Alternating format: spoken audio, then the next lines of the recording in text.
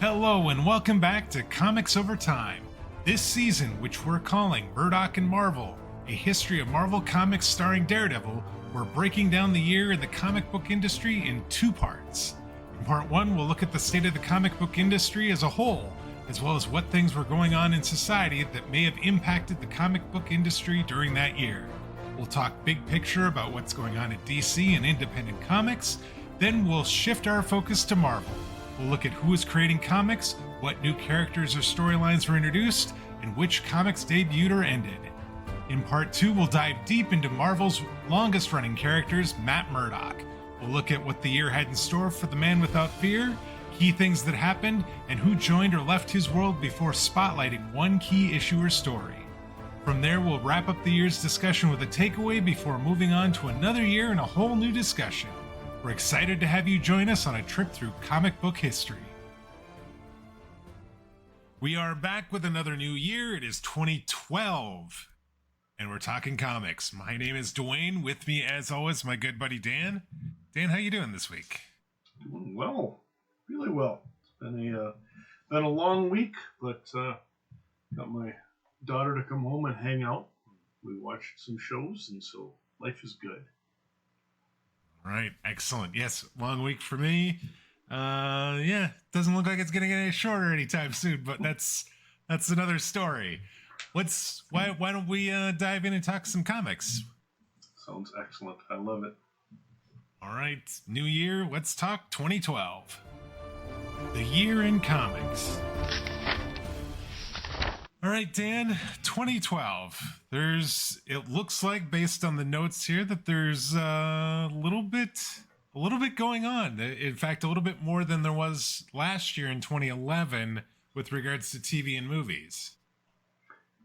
Yeah, there's a lot going on actually this year. 2012 is a time now where in America also we are now about halfway through Obama's term, and there are a lot of changes going on socially in society in America. There's a lot of things happening with the economy, sort of recovering a little bit from that 2008 crash. So we're going to see the comics are starting to rebound along with most of the rest of the American economy. There are a lot of things going on now with sort of the internet and digital delivery and that sort of stuff that are remaking not just other delivery channels with Amazon and all this sort of stuff, but also the way comic books are sold and consumed. And we started talking about that a little bit last year. We'll see it more. Yeah. And then, along with our movies and TV, we start getting a larger footprint sort of within the culture at large. And along with that comes all sorts of unwanted baggage. And so, imagine that. It's an interesting year, and we'll talk about some of the things that went on there. And that's right. There's a couple really big movies this year.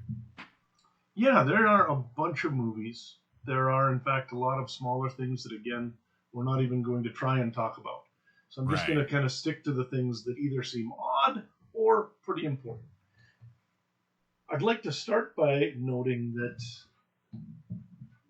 Marvel actors over the last decade or two have actually started to realize just how different it is to be beloved by a comic or fandom audience than it is to be beloved by a regular audience. Right? Sure.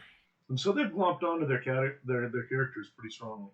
Thomas Jane, who played the Punisher in one movie, that's right. Actually, as part of that, he really started to like the character. And he made his own independent short film as sort of a love letter to the Punisher. It's just a 10-minute film called The Punisher Dirty Laundry. And it's basically Frank Castle going to basically clean his clothes and then end up killing a bunch of people. All of whom, really? All of whom deserve it. I mean, let's be truthful. So, but it was sort of set up by him, and he brought his friends in and what financing there was for it. So it was not really special effects or anything like that necessarily. Was done by him. We also have a couple other sort of like very low rent things going on.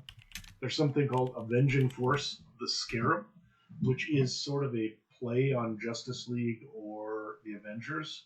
It's a team book or a team uh, movie that is based on an actual comic property. This has a 1.6 rating on IMDb, which is really, really tough to get down below 2 on the rating. So it is probably one of the worst things that's ever been made. And it went direct to video, did not get any actual theater release that I know of. But if you're looking for really terrible superhero movies, which I usually am, this would be something to take a look at actually, and see what you might think of it. We also have one. Just a quick note. In the show notes, I see that there is the Punisher Dirty Laundry is on YouTube, so we will put a link in the show notes. There you go. If you want to check that out. I know I want to check it out. That's why I went looking for it, and it's here. I'll put the link in the show notes if you want to check it out as well. Excellent. Sounds good. We also had a movie that did get a theatrical release. I don't exactly know how. Called Bad Kids Go to Hell, which is again based on a comic. Was not well received in some ways, although actually the few people who did see it, seemed to have thought it was okay. So as with a lot of horror type properties, that sometimes happens. So nobody you'd know is in it necessarily or anything like that. But we did get another one of those as well. Then we get to our real movies. Ones that people actually went to see, potentially. Sure. And I'm doing these in reverse order of how much they made at the box office. So the least successful of the comic adaptations this year was Dredd, which is an adaptation of Judge Dredd. There'd been a previous Judge Dredd movie. Yes, the Stallone one. Yep, Stallone had one. This one stars Carl Urban of The Boys fame, along with Olivia Thirlby, and it was one of those break-evens. It had a budget, $40 million or so, a bit under $50 million, made $40 million or so, which means it lost money, obviously, because the theater does get their cut and there's advertising and everything. So it wasn't one that nobody went to see, but not many people went to see it. I actually didn't mind it because I'm a Judge Dredd fan and it looked pretty decent, although I think it is a pretty terrible movie.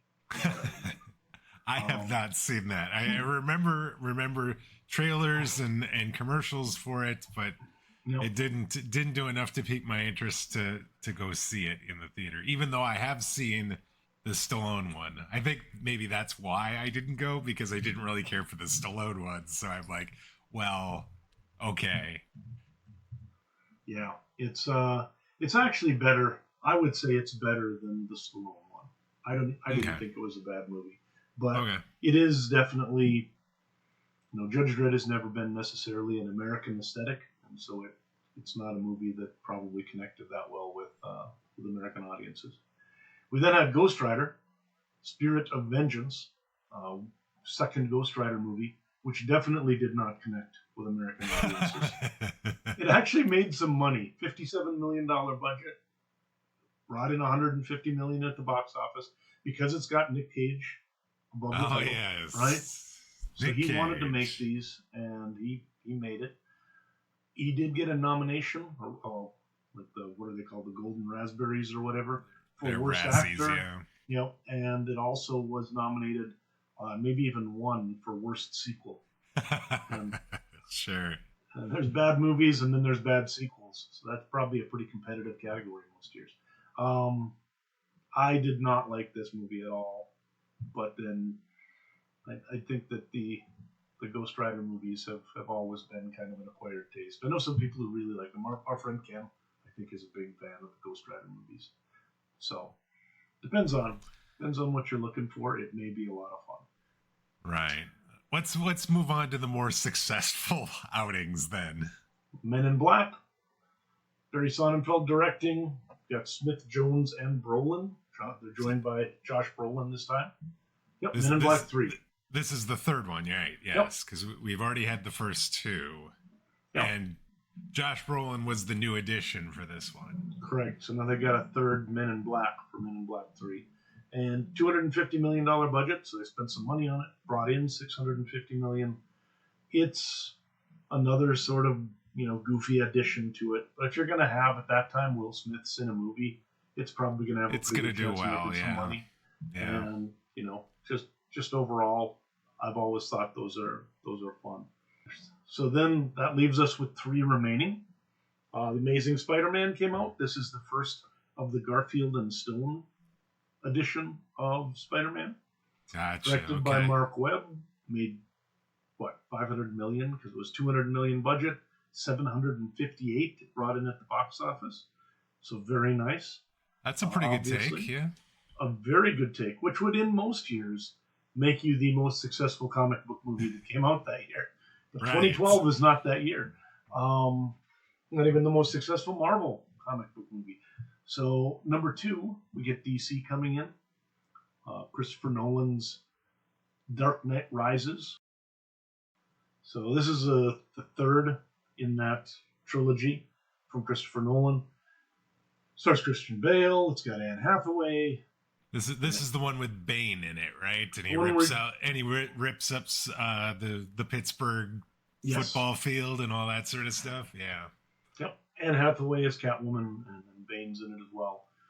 300 million budget, made over $1 billion. $1,008 million.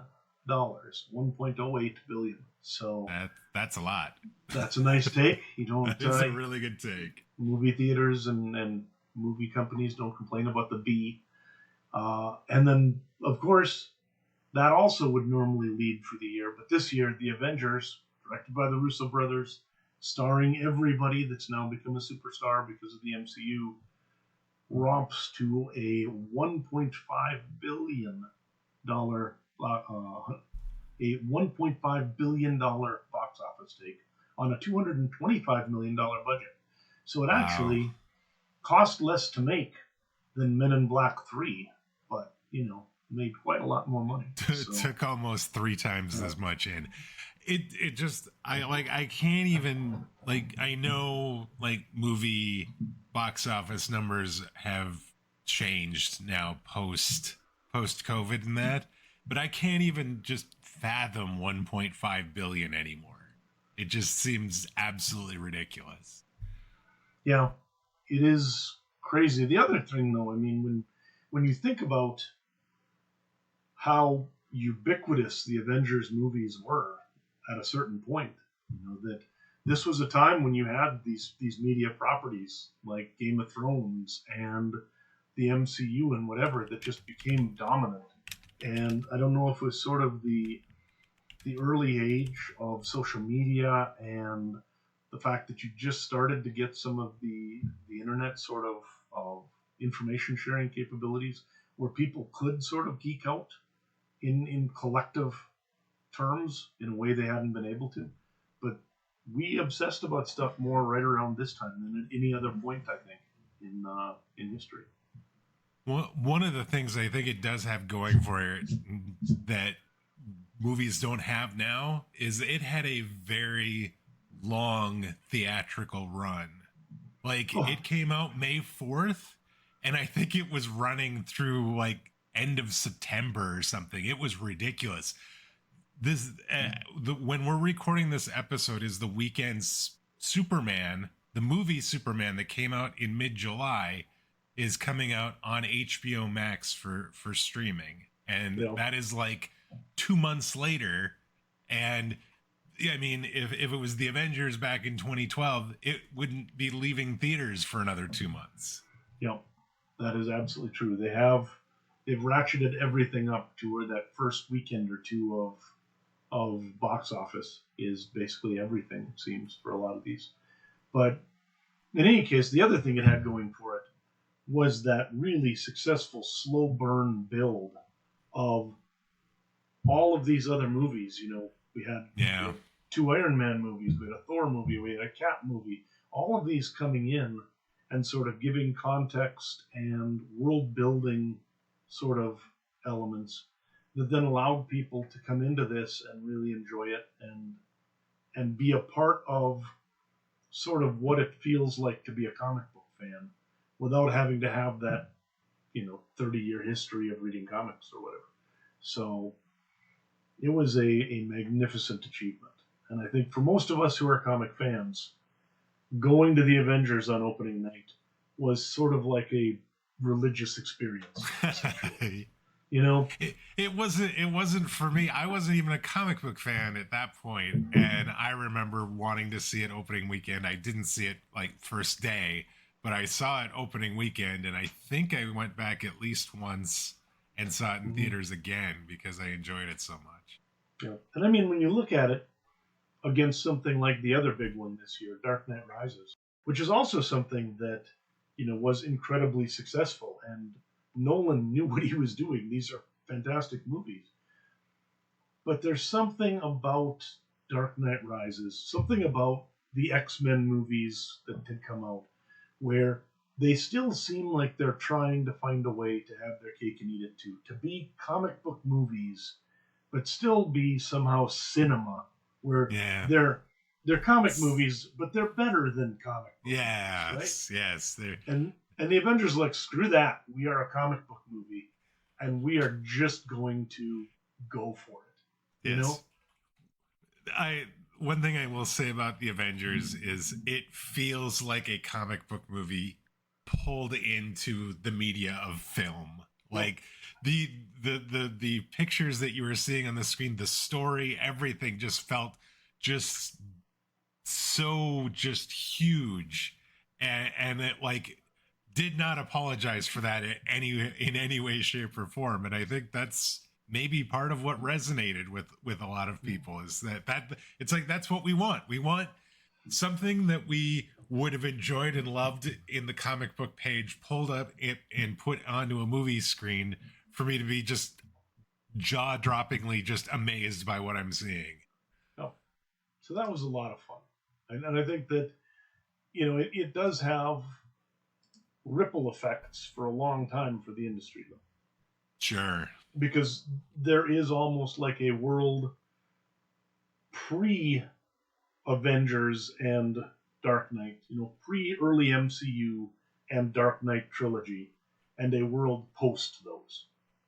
Yes. Because suddenly, like, you put up 1.5 billion for a single movie release, and suddenly every movie studio is thinking trilogies, and they're thinking like world building, and they're thinking giant cinematic universes.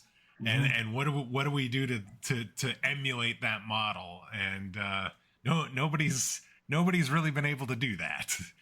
And everybody's thinking of IP, and again, there also is a greater awareness that because the comic books do become this modern mythology within greater media, there is a greater awareness by people who want to sort of mold the culture that they have to hold comic books to a certain account if they want to make sure that things are the way they want. And so we get, like I said, a lot more people coming in and checking the tires on what's going on in the comic book shops now that there's this sort of stuff going on. Not a lot of them seem to buy anything, right? But they're busy trying to find out what we're reading. Sure. Anyway, that's the movies for this year. Not a lot of new stuff on TV. It's mostly just continuing things like the Arrowverse continues and Walking Dead continues and all this sort of stuff. So what was going on in the comic book pages themselves then? If you went to the comic book store, what were you seeing like from DC or some of the independents? There were so many good books that came out this year, and we'll talk about a lot of them. I think some of them I'm just going to talk about during the Eisner Awards and the like. But I just made a list of sort of some of the stuff that I think was interesting, and then also a couple I just want to note. So I loved Manhattan Projects, which was the Jonathan Hickman book. The Massive came out this year. Mind Management, which has been kind of an ongoing series, or there's new books on that come out every once in a while. I like those. Abstract Studios, essentially where we'd gotten Strangers in Paradise from for a long time. Now it moved on to a book called Rachel Rising, more of a horror type book that I thought was really interesting. If you're a fan of the TV show Resident Alien, the Resident Alien comics came out this year. That's based on a comic. It is based on a comic. Oh my goodness, I did not know that. shocking considering the content that it would have been based on comic book. Well, Yeah. I mean, I guess it's sort of a zany enough premise that it does make sense that it may have originated in a comic book. I just assumed that it was just somebody's like harebrained idea and decided to make it into a TV show. But no, I've only seen bits and pieces of a couple episodes, but it seems like it's actually quite popular. Yep, and it is harebrained. It was actually created back in 2012. Came out from Dark Horse Comics. Guys named Peter Hogan and Steve Parkhouse were involved in getting it set up, and yeah, it's a relatively reasonable adaptation, I think. My wife and daughter love it. They watch Resident Alien all the time, so I have not yet watched it, but heard good things. So we also then had what is almost undeniably the most popular and acclaimed comic book series of the 21st century. So yes, Brian K. Vaughan came out with a bunch of stuff over the last however long. But the book that has definitely taken off the most is Saga. And Saga is actually something that part of the thing that makes it beautiful is Fiona Staples' artwork is just absolutely magnificent on it. The two of them actually do the stories kind of as a more of a co-production than either of them being a particular creator from what I've heard. But this is sort of a story of this star-crossed pair of lovers from two societies that have been fighting since forever, and suddenly they have a baby, and nobody wants to admit that they can get along and the like. So suddenly they're on the run, and it has so many fantastic characters and interesting ideas, and was immediately beloved from basically the first time it came out. They are still publishing them slowly. So I get a new Saga issue, I don't know, maybe they come out with like 6 issues every 2 or 3 years, and then they go back into hibernation and they come out with, so usually they'll do enough issues over the space of time that they can come out with a new trade paperback, and then it continues. So, and nobody really complains because you keep the quality up and we'll wait. That's fine by me.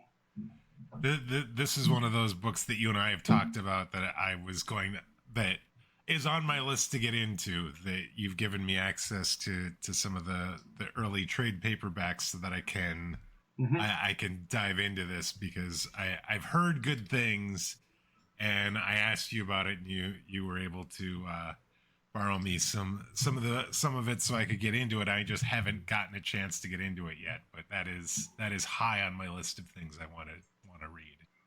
Yep, you've got so many cool characters, even like Gus, who's this weird little walrus kind of guy, and you've got Lion Cat, and so it's the main characters are all fantastic.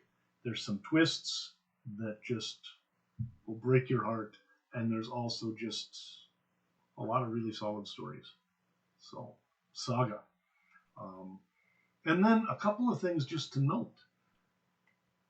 Comic book companies and even the local comic shops realized for the first time that kids actually buy comic books. I know this is a fascinating idea. Oh, goodness.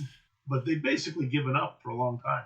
But Adventure Time came out based off of the TV show and made a bunch of money. And then My Little Pony Friendship is Magic comic books came out and also were massively successful. So we were starting to get a few adaptations coming back and kind of moving the other way and getting kids back into not just graphic novels, but these came out as like monthly comic books that then were collected into trades and the like as well. So gotcha.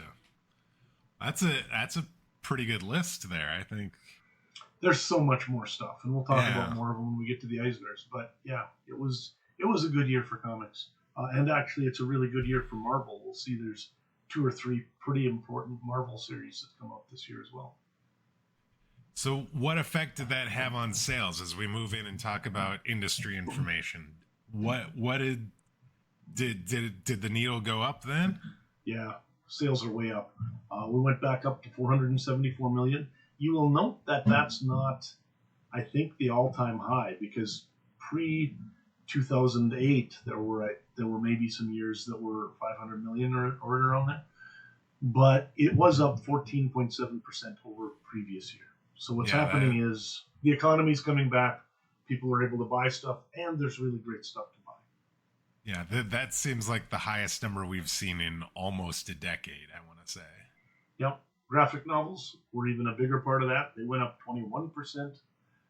And overall, print comics, if you count all of the channels, not just the direct market, but sales and bookstores and whatever, did about 735 million in 2012. Wow, that is a huge number. What about, you were talking digital earlier?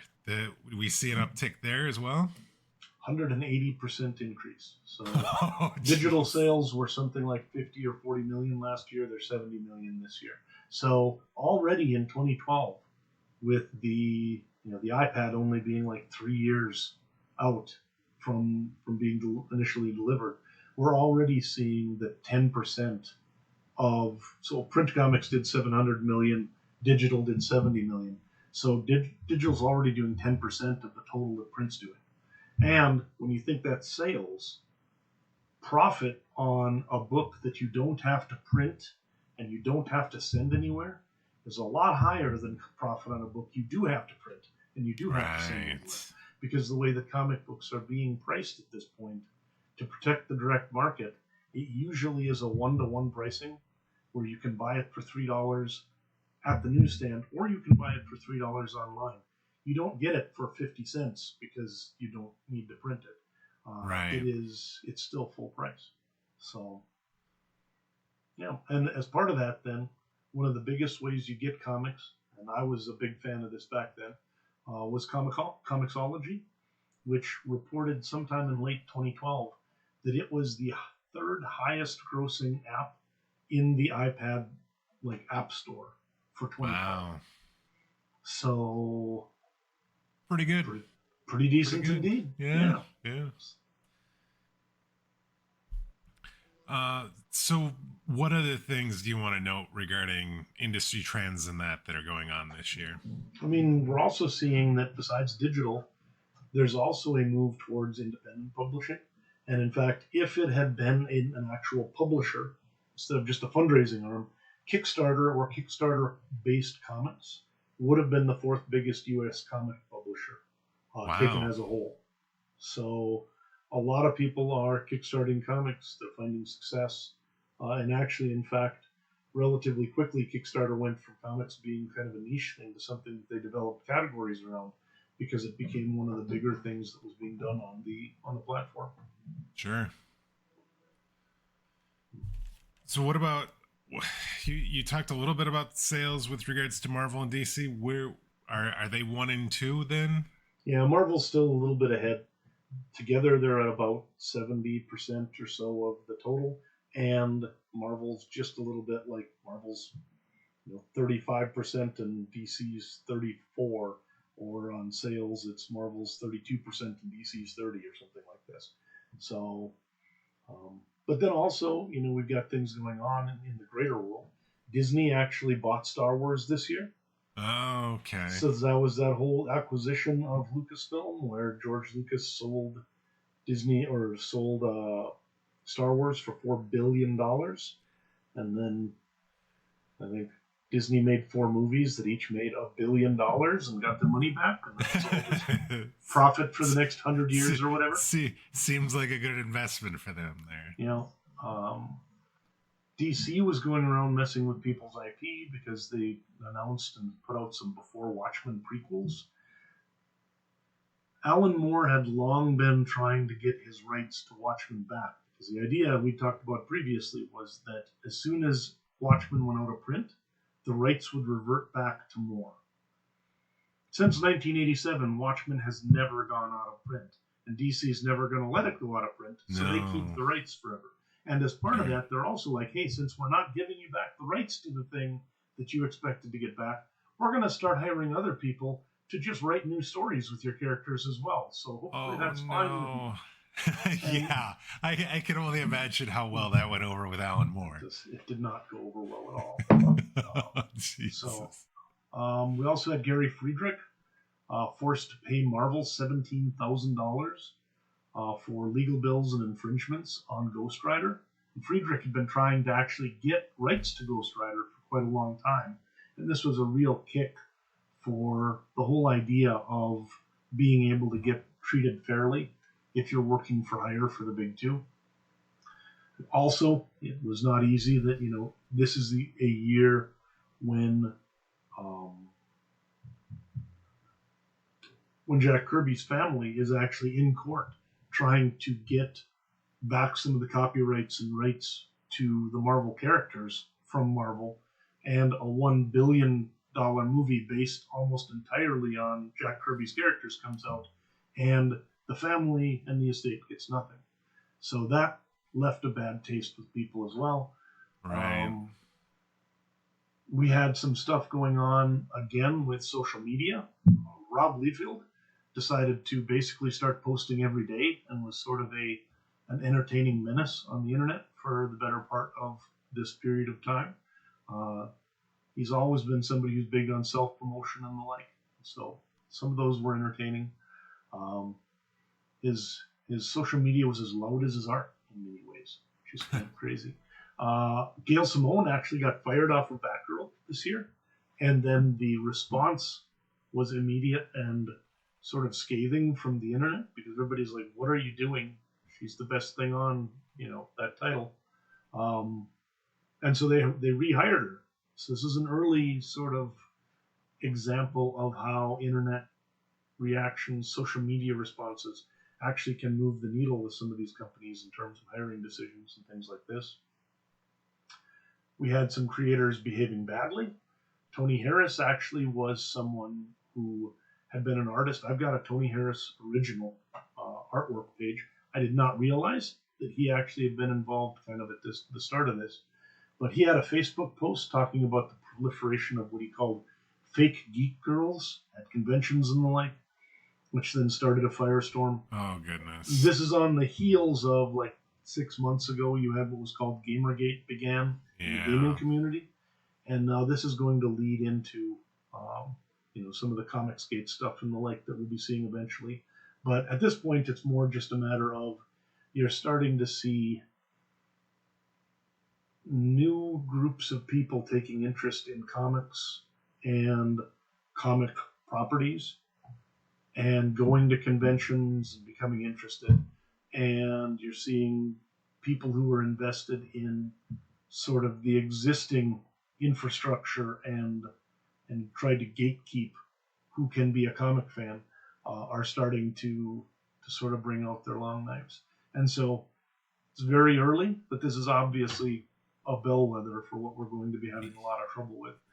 There were a number of people within the industry who did really sort of push back against Harris and a lot of this sort of stuff. And at this point, pretty much it got drummed down pretty quickly, but obviously it didn't go away. So, and then we have, I guess, as outside of the actual industry, we had one other thing comic sort of adjacent that was a tough thing for us this year. There was actually at the Dark Knight Rises premiere in Aurora, Colorado. A guy came in like tactical armor with automatic weapons and opened fire at a midnight screening. Oh, goodness. I remember that. Yeah. Killed 12 people, injured over 50 others. And by injured, like some of them permanently paralyzed and things like this. So severe injuries. A lot of people tried to then play off the idea that he'd somehow dressed up as the Joker and came in that was inspired by comic books or by some of this sort of stuff. I don't know that ever really went anywhere. But obviously, somebody with some significant problems. And it did throw a pall, obviously, on the opening of a movie we'd all been looking forward to, because it's tough to enjoy something knowing what's been going on in other theaters and what's happening to other fans. So DC ended up canceling some of the the premiere type things and changing some of their advertising and a bunch of other stuff. So that is also, Yeah, that was terrible. Yep. So, and that is, I mean, we've seen some ugly things in comic adjacent terms, but it's probably one of the worst. Other than that, the cartoonists who got hundreds of people murdered because of Muhammad over in Europe a few years ago, this is probably, at least in America, the worst comic-related sort of violence we've ever seen. Yeah. Mm-hmm.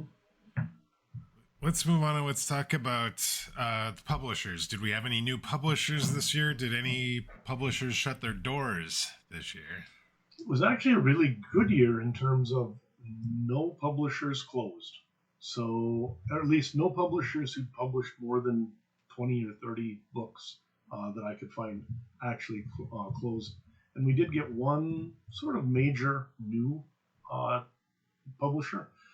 It's called Source Point Press. It's actually a nice publisher. I've read a number of things from them. They have, now let me just see.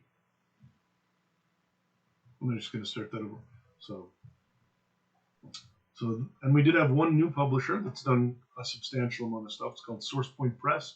They do a lot of things that are sort of horror or more like kinetic action type of comics. They've been around for a while.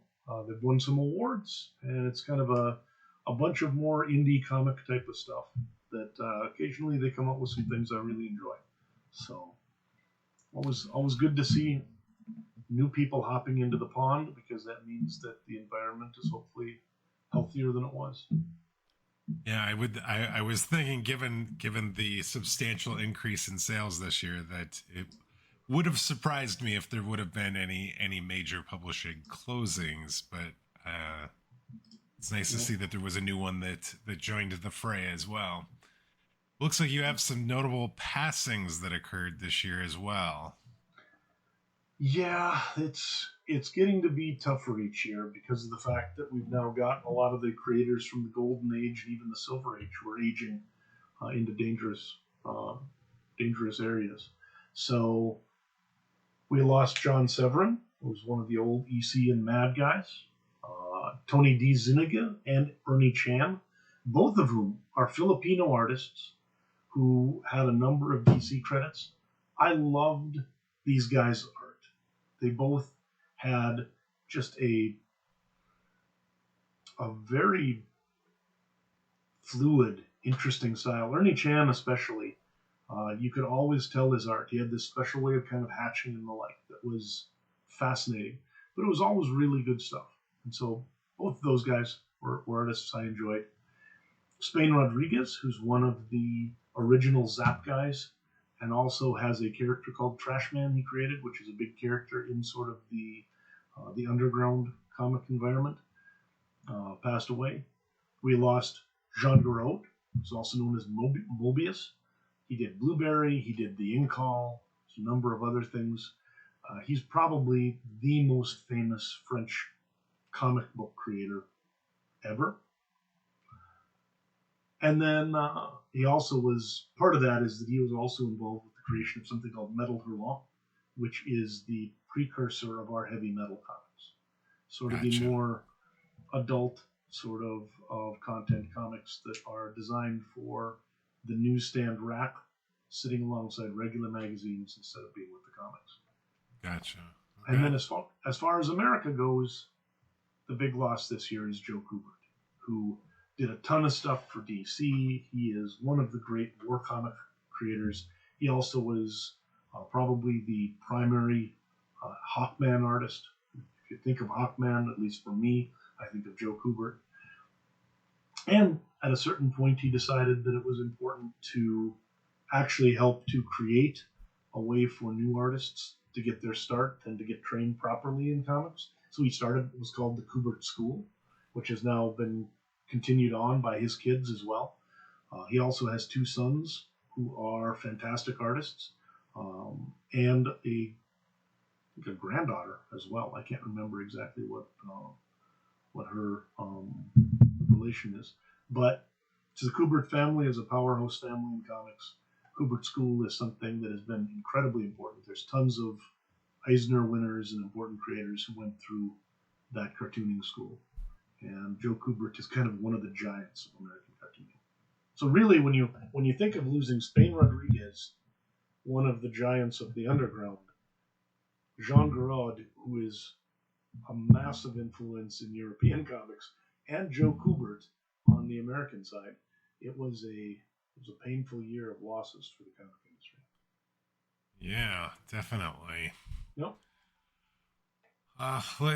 Let's move on and let's talk about the Eisners this year. You said there was a lot of really, really good comics that you could have talked about earlier that we're going to talk a little bit about now because they were Eisner Award winners. Yep. Yeah, so one of them, there was something called The Mire. It was a book self-published by Becky Cloonan. Becky Cloonan does just fantastic stuff. That was interesting and cool and well-deserving of winning Best Single Issue. There's one called Moon 1969, The True Story of the Moon Launch by Michael Kupperman. I have not read this, but it's from Fantagraphics, and I now want to read it. So I'm going to have to go and track that down. That won Best Short Story. Saga, of course, won Best Continuing Series and Best New Series. So right out of the gate, it's called Best Series. It's not going to be its last time winning that, just as a note. They also, for Best Publication for Early Readers, my daughter loved Baby Mouse, and Baby Mouse for President came out this year. So that won for early readers. Best Publication for Kids, The Adventure Time Comics by Ryan North, Shelley Pereline, and Braden Lamb. Publication for teens, there was a Wrinkle in Time adaptation by Hope Larson, the Madeline Dangle book. That actually is really good as well. Hope Larson's also a really good sort of cartoonist. Best Humor Publication, Darth Vader and Son by Jeffrey Brown. I have that. What? It's kind of almost like a little hardcover book, like a book for small children. But yeah, it's little cartoons of essentially Darth Vader and a tiny little Anakin wandering around doing father-son stuff. Goodness sakes. So it's ridiculous, but awesome. Bandette by Paul Tobin and Colleen Hoover won Best Digital Comic. Bandette has been collected into actual physical collections. I have them. They are really good. It's kind of a little, thief story, that sort of stuff, but really well done and interesting stuff. Best Graphic Album New was Building Stories by Chris Ware. Chris Ware wins all sorts of Eisners. He's a fantastic sort of draftsman and the like. Best Adaptation from Another Medium, Richard Parker's The Score. I love all of these Parker adaptations by Darwin Cook. I think he's won Best Adaptation 2 or 3 times now with this series, and they're all deserved. They're just absolutely fantastic. Best U.S. edition of international material was Black Sad, Silent Hell. I don't know if you've ever read any of the Black Sad stuff. Actually, I'm pretty sure you haven't. I have not, no. It's hard to find in America, but just as a note, hold on here. Where did I put them? Oh, yeah, here we go. But just as a note, if you ever need any Black Sad, I have Black Sad for you. And they are absolutely amazing. So the idea behind them is that essentially the guy who created them was a cartoonist who worked for Disney. And then eventually he sort of got laid off from Disney and decided to make a comic book and created quite possibly one of the most beautiful graphic novels ever made. But it's about a society where, like, essentially the people are animals, right? So like he's like a cat or whatever. But he's this Humphrey Bogart sort of film noir private eye going around in what is a very gritty and realistic world, except that all the characters are ducks or elephants or whatever. So it's kind of crazy. That sounds cool. It is really, really good. U.S. edition of international material for Asia was also fantastic. Naoki Urasawa's 20th Century Boys is the one that they honored there. And 20th Century Boys also well worth your time tracking down and reading. As far as the individual awards, Brian Vaughan wins for Best Writer for Saga. Best Writer Artist, Chris Ware. Best Penciler Inkler, you get David Aja and Chris Samney, both doing Marvel stuff, who are honored. Samney for the Daredevil books that we're going to be looking at next week. Yeah. Best Painter was Juanjo Gardino for Black Sat, which, again, the stuff it's so beautiful it makes you want to cry. So it makes me happy to see that he's being honored. Best Cover Artist, David Aja. Best Coloring, Dave Stewart. Best Lettering, Chris Ware. Comics Rated Periodical. We're starting to get these more and more because there's now a number of comics websites out there. So it's not just the same 2 or 3 sort of newspapers that we used to have for this. We're getting to kind of what is almost the golden age of comics journalism, because there's going to be a few times over the next probably 5 years where there are 8 or 10 just really, really good, interesting sites doing comic book and geek-related content, a number of which are now either shut down or close to shutting down because they've been taken over by venture capital companies that then gut them and shut the doors. And now they're basically just filled with ads. Sure. Yeah, lovely. Best comics related book, Marvel Comics, The Untold Story by Sean Howe. Really a good book, talking a little bit about Marvel and its history right up until present. I don't know if you actually said who won that periodical journalism award. Oh, Tom Spurgeon's Comic Reporter won that award. Sorry about that. And then outside of that, I guess the only other one that I want to really note is the academic work was Linda Berry, Girlhood Through the Looking Glass by Susan E. Kirtley. I always like the academic stuff.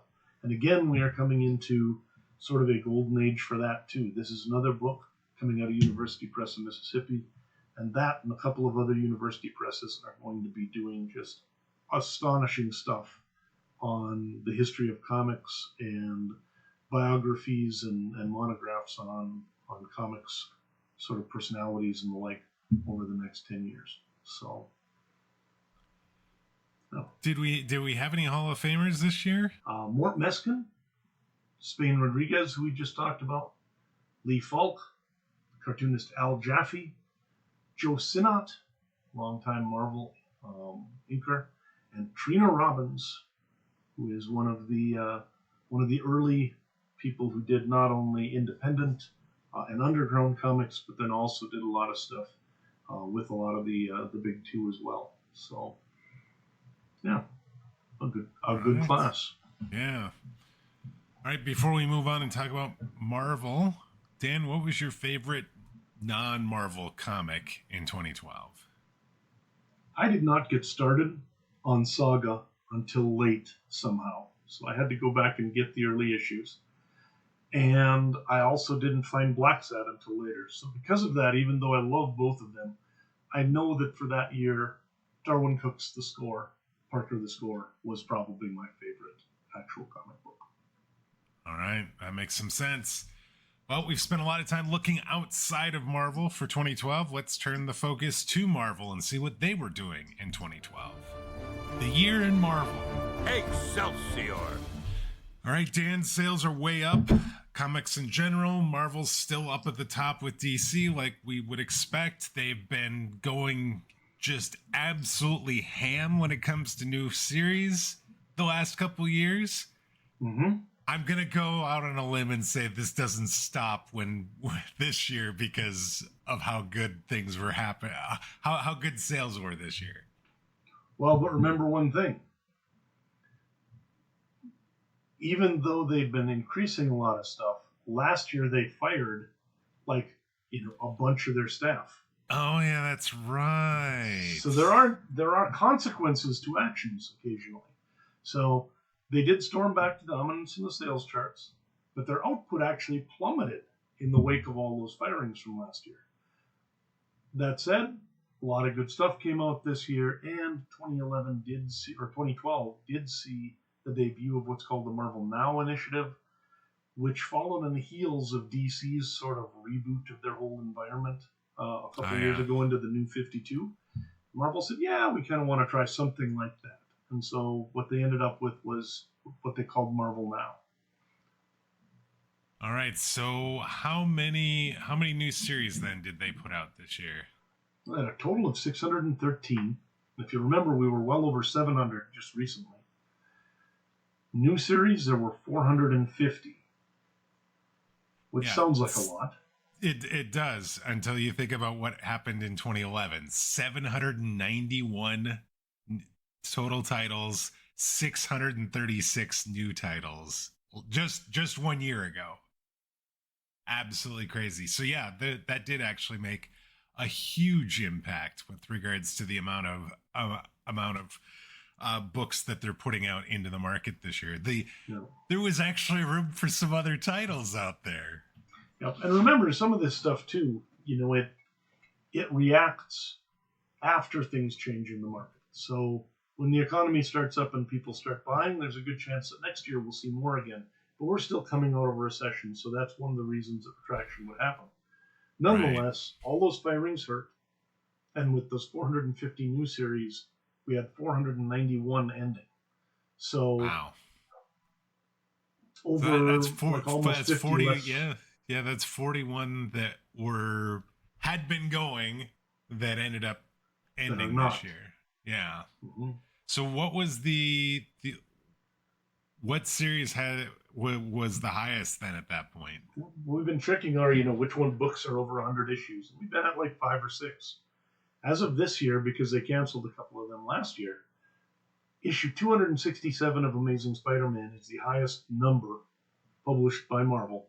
And only that and X Factor is over 100 issues. So we are now down to just 2 books that are at 100 issues or more. And they actually end up sort of fudging that number a little bit too, because I remember for this week we had to read an Amazing Spider-Man book, and it's labeled as like 667 or something like 100%. Yes. Yeah. So they sort of fudged the numbers a little bit there. 677, I think, was the book that we needed to read in order to get part of the story for one of the crossovers that happened. Yep. Anytime they come near 100, they have to return to their stuff so they can get the 800th issue, the 900th, the 1000th issue, whatever. As far as the books they put out, their best-selling book actually was Uncanny Avengers #1, which sold a ton of books, 300,000, and then a lot of Avengers versus X-Men, which we're going to talk about as the big event for the year. Okay. I do recall seeing that Daredevil actually made an appearance in some of those. Yep. All right, so let's talk about what was happening in the books. So what are the big crossover? What are the big events that are happening this year? You said Avengers versus X-Men is one of those. That really is the only one. There's 71 books to that. It's kind of the return of the Phoenix Force back to the Marvel Universe, and they're trying to figure out, has it taken over Hope Summers, and if so, what are they going to do about it and everything. And it crosses through a bunch of things and lets you sort of get the whole Marvel Universe involved. Because basically, once you get the mutant and the non-mutant sides interacting, it's a whole lot of characters. Yeah, I would imagine. And then we have Minimum Carnage. It's the only other one that's listed as a crossover this year. It's actually only 6 books. It's a story about Carnage in the Microverse. So Carnage gets really small and goes on a sure. Other than that, no other big crossovers this year. All right, so it looks like there was some interesting things happening on sort of the sales and marketing side for Marvel this year. Yep. Again, it's all about digital right now, and so this was the year that Marvel started offering the ability to have a digital download code along with any comic you bought. So if you bought a book off the newsstand, there was actually a digital code in it. And I think originally that actually had a little peel thing where you would peel off the sticker and then you could scan the code and put the book into your into your collection. They also debuted QR codes that would allow you to do augmented reality features. Oh, goodness. So there would be times where you could scan a QR code with your phone and then you'd see certain things on the page or whatever, or you'd be able to go to certain sites where it would tell you more about something and the like. Not something that I think really caught on, but it was something they were trying. And then Infinite Comics debuted, which is a new type of comic that Marvel was dealing with. These were digital first, and they didn't necessarily always have to fit normal page and page count sort of restrictions. So it was a little bit different way of telling a story that they were playing around with in the digital space. Okay, interesting. So what about the comics themselves? Were there some interesting or fun storylines that we saw if we were looking at comics this year for Marvel? Yeah, and we're going to talk about some of these in notable new series. But as far as things that aren't in the notable new series that I want to note, first, to the surprise of absolutely no one, I'm sure, the Human Torch was not really permanently dead. So he comes back this year. Fantastic the heck Four, you say? Fantastic Four is complete again. And then North Star, actually, who's been around since the early 80s in Alpha Flight, is a character who had always been sort of ambiguously gay, I guess you'd call it. John Byrne had always sort of intended him to be gay, had depicted him in ways that would lead people who were looking for that coding to be able to understand that he's intended to be gay. But Marvel would never really let anybody actually say that because there were no gay characters in the Marvel Universe. At a certain point, they did actually bring him out as a gay character officially. And then this year, just a few months after New York legalizes gay marriage, North Star actually got married to his fiancée, Kyle Janadu, I think it's pronounced, in Astonishing X-Men number 51. And so it's one of those things where, again, sometimes comics kind of interact with culture, that this is one of those things where, as part of it becomes legal in New York, which is, of course, where basically the Marvel Universe has been based for the last 50 years. And so at that point, you start seeing that actually be something that pops up in the Marvel Universe as well. Yeah. Oh, that's great. So, and there were complaints here and there, but for the most part, it all went over just fine. Sure. You have a note here about a Spider-Man cartoon? Yeah, I didn't put that up in the top just because I wasn't talking any TV shows, but there is an Ultimate Spider-Man cartoon that came out and debuted this year as well. So, right. So let's talk about some of those notable new series of those 450 that started this year. What are some of the standouts? Well, the ones I want to note are Avenging Spider-Man came out. We get another new Spider-Man book that pops up. Avengers Assemble #1 comes out, so we get another new Avengers book. Winter Soldier #1 coming off of the heels of Bucky Barnes kind of, returning during the whole Cap is dead sort of storyline. Now they're finding that Bucky's actually popular enough, especially after the movies and everything else, that he gets his own book. Captain Marvel #1 comes out. This is when Carol Danvers actually does take the title of Captain Marvel, and we get the new uniform and everything else. So that's a pretty important book. Yeah. And then Thor: God of Thunder #1, which is when Jason Aaron takes over that book. And this is going to be the story with Gore and everything else that kind of is the one that is either, I guess you'd say it's either adapted or butchered for the Thor movie. Thor Love and Thunder movie, yeah. I'll also note, by the way, I don't know if this is everywhere, but I'm seeing a lot of revisionist takes on Thor Love and Thunder, with people actually now starting to like it a little bit. Are you seeing this? I guess I haven't been actively seeking it out, so I haven't seen much of this. It's interesting. It might be partly just because of some of the stuff that's come later in the Marvel Universe, which makes it look better than it did otherwise. But I think you and I actually liked that movie when it first came out. And we're a little shocked at just how visceral the reaction against it was. Yeah, I wouldn't say that it was one of my favorite movies, but like it wasn't as bad as it was being talked about on the web and in popular culture. Yeah, and I had a good time with it, so I was fine with it. But that is where the story's from, and there is no question that the Gore the God Butcher story in the comics is one of the great sort of Thor storylines of the 21st century at least. But Aaron's run on Thor ranks right up there with Simonson's run on Thor, and so this is a great book. Yeah. All right. So what about the limited series? What were a couple of the standouts there? I mean, really, the main one again, that Avengers or Avengers versus X-Men book is going to be sort of the tentpole limited series for the year. And then I just wanted to mention Daredevil End of Days, which we're going to talk about probably in 2 weeks or in a few weeks, because only the first book comes out this year. But that's actually going to be one that I have opinions on Daredevil End of Days. We'll save that. I'll just give you a warning.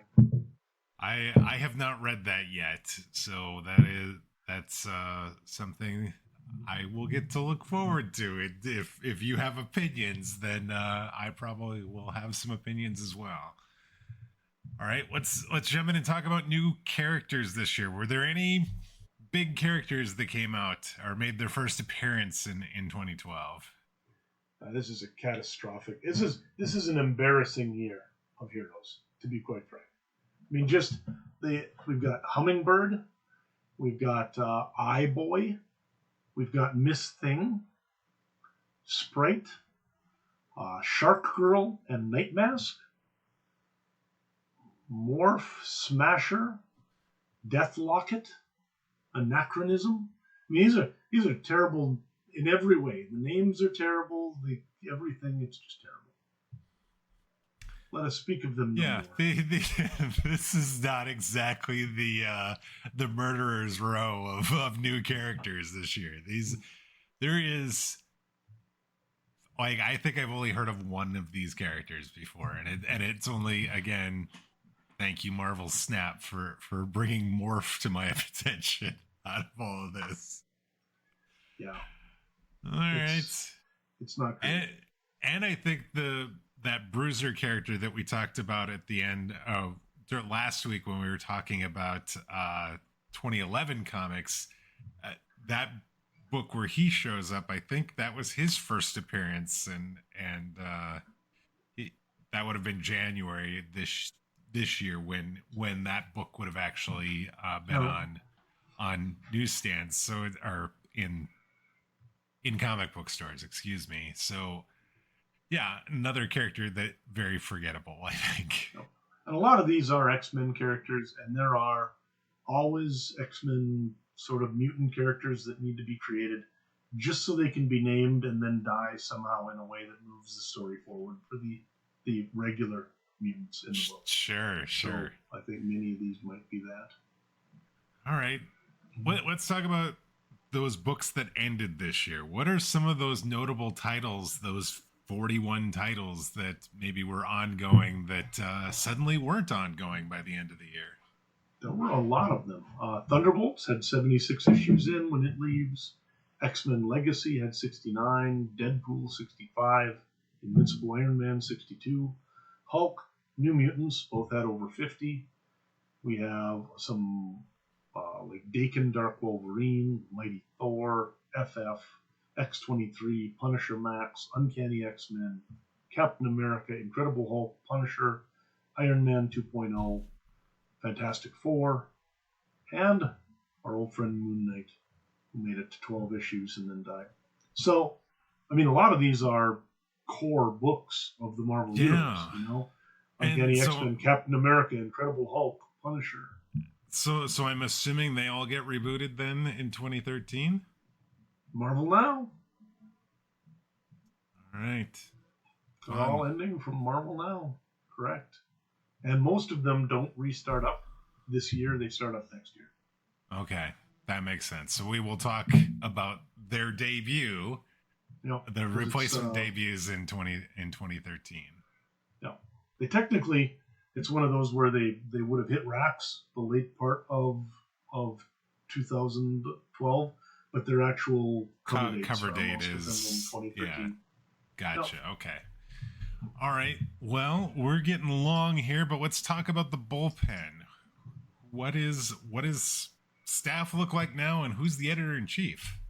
It's Axel Alonso's still on his run. He's going to be there for a while here, so he's in the middle of his time as editor-in-chief. Staff size of 490, and by staff size I mean credited creators, 494 this year. What is weird to me is the new staff number is at 45.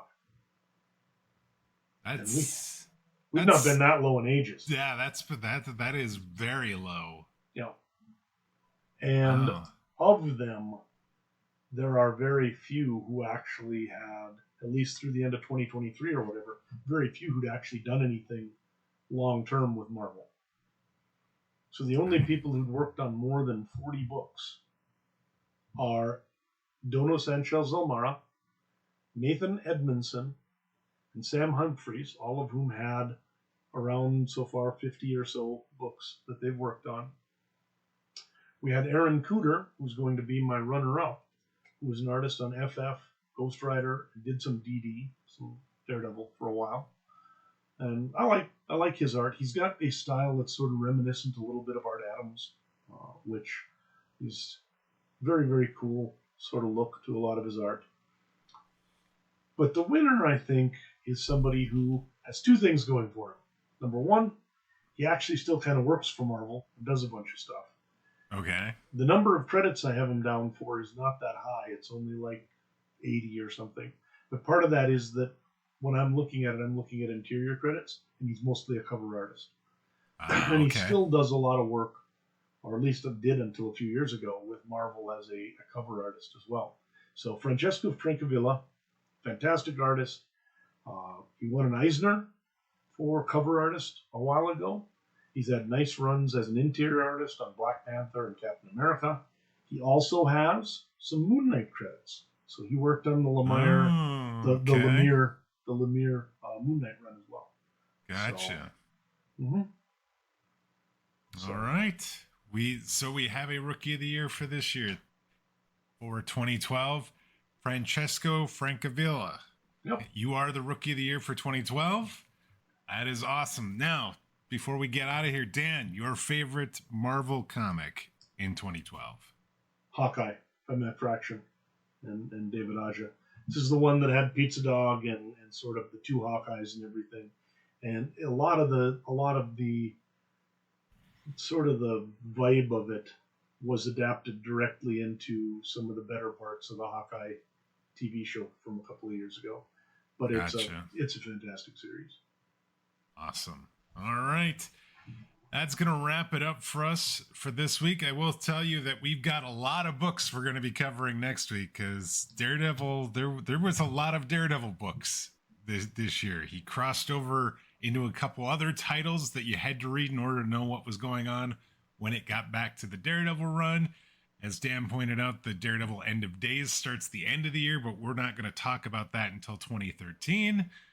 And he becomes an Avenger too this year, right? Because he's in like all of the Avengers versus X-Men books.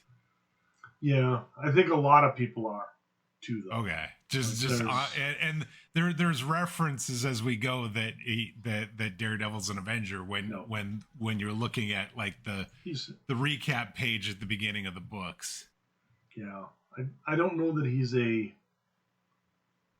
there all the time. Maybe he is. Sure, Daredevil's an Avenger. He has an Avengers card, we find out, because he actually, spoiler alert for next week, he actually gets abducted by people in Latveria and is being held captive No. at Castle Doom. So and has to get rescued by his And Avenger jumps and friends. grabs him, yeah. So Yeah. Of course, then Moon Knight has an Avengers card too, and that doesn't mean he spends a lot of time avenging. So That is true. We will see. All Very right. cool.